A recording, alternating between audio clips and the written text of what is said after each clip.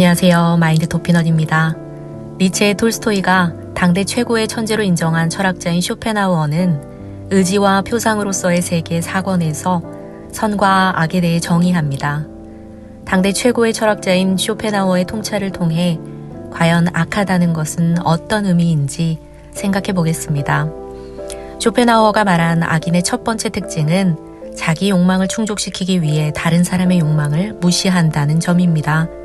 이때 개인의 욕망이란 자신의 생존과 후손 유지를 위한 재물이나 권력, 명예 등을 추구하려는 과도한 이기심을 뜻합니다.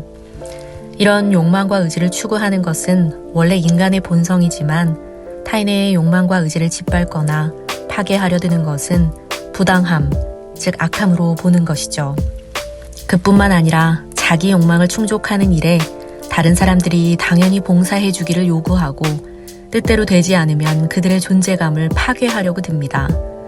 이런 성향의 뿌리를 쇼펜하우어는 고도의 이기심이라고 단언합니다.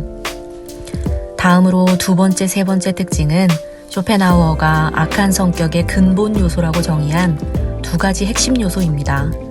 이 두 번째 특징은 악한 사람은 본질적으로 삶에 대한 욕망, 즉 욕심이 매우 크고 자기 그릇을 넘어서는 과도한 욕심을 보인다는 것입니다.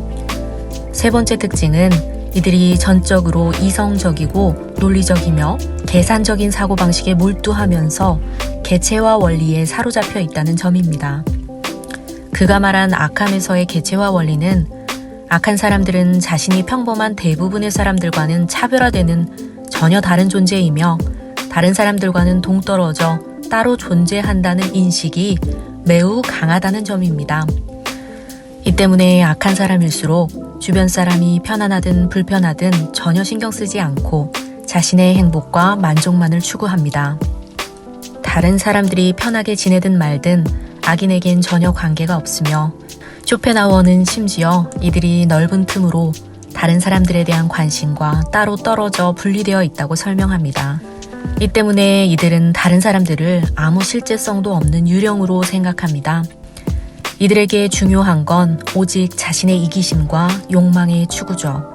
악인들이 자신이 타인들과 동떨어진 존재라는 인식을 무의식 중에도 계속 고집하는 이유는 그래야만 자신의 이기심을 추구하는 일에 방해 없이 전념할 수 있기 때문입니다. 이런 인식으로 악인은 자신만의 이기심과 욕심만 가득 채우면 다른 사람들이 고통받는 것은 자신과는 전혀 상관없는 별개의 문제라는 생각을 합리화할 수 있습니다. 방금 말씀드린 두 번째, 세 번째 이유를 쇼펜하우어는 악한 성격의 근본 요소로 보았습니다. 네 번째 악인들의 특징을 살펴보면 악한 사람들의 얼굴 표정이 이미 내적인 고뇌에 가득 차 있다고 말합니다. 그 이유는 이들의 욕망이 너무 강하기 때문에 엄청난 고뇌가 뒤따르기 때문입니다. 악인들이 항상 간절히 원하는 보여주기식의 행복을 잠깐 얻는다 해도 순간적인 기쁨에 사로잡힐 뿐 가식적인 가면을 벗고 혼자 있으면 언제나 공허함에 허덕입니다. 쇼펜하우어는 모든 강한 욕망과 의지는 사실 부족하다는 고뇌에서 생겨난다고 말합니다. 그런데 결정적인 문제는 자연의 원리가 대부분의 욕망은 성취되지 않으며 충족보다는 방해받는 일이 빈번합니다. 이 때문에 강한 욕망에는 언제나 같은 양의 고뇌가 따르죠. 그는 모든 고뇌란 전적으로 성취되지 않고 방해받은 의욕과 같다라고 설명합니다. 이 때문에 악한 사람들은 필연적으로 강한 욕망과 같은 양만큼의 고뇌를 가질 수밖에 없습니다. 쇼펜하우어가 설명하는 악인들의 다섯 번째 특징은 이들이 자기에게 이익이 되지 않아도 다른 사람들의 고통을 보고 기뻐한다는 것입니다. 쇼펜하우어는 이익이 없음에도 타인의 고통을 보고 느끼는 기쁨이 본질적인 악이라고 말합니다. 이런 악인은 잔인함으로까지 발전할 수 있다고 설명하죠. 이런 악이나 잔인함을 가진 사람에게 타인이 겪는 고통은 자기의 목적 달성을 위한 수단이 아닙니다.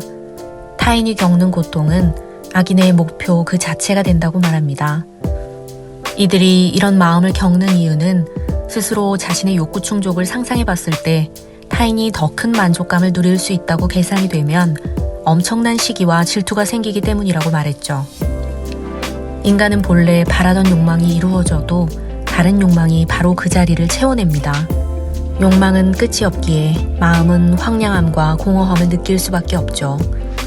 보통 사람이 우울함과 허무함을 느끼는 것도 이 때문입니다. 그런데 욕심이 과하게 강한 사람, 욕망이 큰 사람은 이루어지지 않은 소망이 존재하는 현실과 높은 욕심 사이의 폭이 큰 만큼 큰 내적 고통, 영원한 불안, 치유할 길이 없는 고통을 느끼게 됩니다. 이 때문에 타인의 고통을 봐야만 이런 자신의 고뇌를 완화시킬 수 있죠. 또한 무의식에서는 타인의 고뇌를 자신의 힘이 발현된 것으로 착각합니다. 이 때문에 이런 악한 마음이 들면 타인의 고통이 악인의 목적이 되고 바라보고 즐길 구경거리가 되죠. 쇼펜하우어는 이를 피해 굶주린 현상으로 네로나 아프리카의 역사에서 흔히 볼 수 있다고 설명합니다. 쇼펜하우어가 말한 악인의 6번째 특징은 이들이 자신의 욕망 때문에 결국 자기 자신을 향해 무기를 들이대게 된다는 것입니다. 그는 악인이 다른 사람을 괴롭히는 자일 뿐만 아니라 괴롭힘을 당하는 자이기도 하다고 설명합니다. 우리가 느끼는 양심의 가책은 자신의 욕망과 그 욕망에 대한 자신의 인식입니다.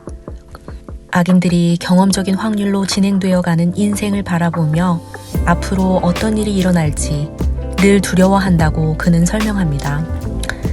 나를 시험에 들게 하지 마라 라는 말은 내가 누구인지 나로 하여금 깨닫게 하지 말라 라는 뜻입니다. 이처럼 악인은 언제나 양심의 가책에 짓눌리는 형벌을 받게 됩니다. 의지와 표상으로서의 세계에서 쇼펜하우어는 이기심의 근원에 대해서 인간은 누구든지 자신을 위해 욕망하고 소유하려 하며 지배하려 하고 자신에게 저항하는 것을 없애버리려고 한다고 설명합니다. 이 때문에 인간이라면 누구라도 자신의 생존과 생존의 유지를 위해 이기심을 드러내죠. 이 때문에 인간은 관계가 없는 사람의 죽음은 대수롭지 않게 여기지만 자신의 죽음은 세계의 종말로 받아들입니다. 문제는 인간이 욕망을 추구한다고 해도 다른 사람들의 욕망을 부정하고 다른 사람의 욕망 추구 경계선에 침입해서 억지로 자신의 욕망에 도움이 되게 조작하는 이러한 침입은 부당함이라고 그는 표현합니다. 쇼펜하우어가 말하는 7번째 악인의 특징은 거짓 동기, 거짓말을 들이밀면서 자신의 욕망을 추구하고 상대방에게는 상대의 욕망을 추구하는 것이라고 속인다는 점입니다. 이러한 위조를 그는 거짓말이라고 정의합니다. 이것은 폭력과 마찬가지로 나의 욕망과 의지의 지배를 다른 사람에게까지 넓히면서 폭력처럼 다른 사람의 욕망과 의지를 부정하고 내 것으로 지배하려는 목적을 갖기 때문이죠. 다른 사람의 영역을 침범하는 것이 부당한 것처럼 쇼펜하우어는 다른 사람의 정신적인 영역, 의지의 영역을 침범하는 것은 부당한 일이라고 설명합니다. 쇼펜하우어는 이런 형태의 완전한 거짓말의 예로 어겨진 계약을 꼽습니다. 계약을 맺으면 우리는 각자가 약속에서 행한 언약의 진실성을 상대가 지키기를 기대합니다. 그런데 한 사람이 계약을 어기면 그 사람은 나를 속인 것이며 단순한 거짓 동기를 내 인식에 들이밀면서 나의 의도를 자신의 의도에 따라 조종하고 자신의 의도에 대한 지배를 타인에게까지 넓혀서 부당한 일을 저지른 것이기 때문입니다. 간계함, 불성실, 배신이 악인들의 특징으로 혐오감을 일으키는 것은 우리 사회가 개개인의 욕망을 추구하면서도 개개인의 이기심을 제한하면서 다 함께 유대를 이루기 위해 정직과 솔직함이라는 약속으로 뭉쳐있기 때문입니다. 불성실과 배신은 우리 사회의 최후의 외적 유대를 끊어버리고 이기심의 결과에 대해 무제한의 활동 여지를 제공한다 라고 쇼펜하우어는 말합니다. 지금까지 의지와 표상으로서의 세계에서 쇼펜하우어가 주장한 악인들의 특징에 대해 살펴보았습니다.